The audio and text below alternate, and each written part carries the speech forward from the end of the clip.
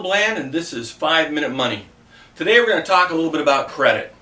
Now, credit is unavoidable. You need it to get a credit card, obviously, and you need a credit card to be able to rent a car, to get a hotel room. There's a lot of things why you wouldn't want to have good credit. But as we grow up, sometimes we don't always make the right choices. Sometimes credit comes too easy to us when we're a little bit young, and we kind of bump our head with it and stub our toe. And we end up with a lot of debt we can't really afford. We end up with credit cards that end up becoming derogatories or charge-offs. We get repossessions on cars. You know, none of us are immune. We've all gone through it to one extent or another. There are a few people who do have walk-on-water credit and never, made a mistake, and I salute them. I am not one of those people. I am a person who has made every mistake you can make in the book. So there's no judgment coming from here. But I was asked recently, hey, I have some bad debt and I'm trying to clean things up. It's kind of old. Should I pay it? And how much does it weigh against me?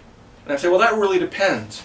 Number one, bad credit and good credit will stay on your report for 7 years. If it's a bankruptcy, of course, it'll stay on for 10 years, and if it's a judgment, it'll stay on for 10 years, possibly 20 if it's renewed. But the average bad credit or good credit will stay on there for 10 years. So year 1, 2, 3, 4, 5, 6, 7, depending on how old that negative credit mark is, will really depend on if I would advise you to pay it off or not. Let me give you an example. If it's going to drop off in year 7, and maybe you're at 5 years and 10 months, and you're thinking, well, maybe I should just pay that off. Well, let me give you a little bit of piece of advice. One time, years and years ago, I had a repossession. Okay, I had a car taken back. It had gone, I was somewhere around 6 years, 1 month had passed. And it was going to fall off pretty soon, I thought. I hadn't really thought about it, but I figured it would. And they called me up and they said, Bill, hey, you seem like a good guy. You seem like a man of integrity. Show us that you have a good intention on this. Just give us $10. Give us anything. Just so that we can feel good about this. We know that you'll take care of it when you can, but just show us a little good faith, a little goodwill. Okay? Well, what they were really trying to do was they were trying to have me have activity on this account.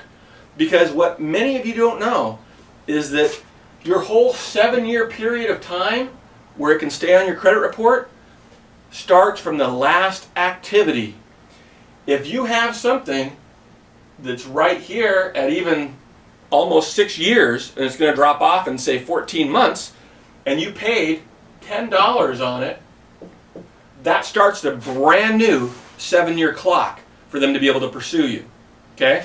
So you think you're cleaning your credit, and you're actually kind of screwing your credit up. Because had you done nothing, it would have fallen off.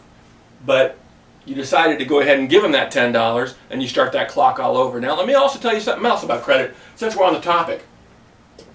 If you have somebody threatening to sue you on an old debt, understand this. If the old debt has gone past 4 years from the date of last activity, they can't sue you. They cannot sue you. It is past its statute. If it's 4 years and a month, they're out of luck. Okay, they can leave it on your credit report for that period of time, but they cannot bring a lawsuit against you. And anybody who tells you that is actually violating a law, believe it or not, if they're threatening lawsuits when they're not allowed to do them. So there's a whole lot of things that you need to know about credit in order to protect your credit. I'm going to give you a couple quick tips. Is anything that is over 24 months, any bad mark that's over 24 months, give it a try by challenging it at the bureaus. At your Equifax, your TransUnion, your Experian.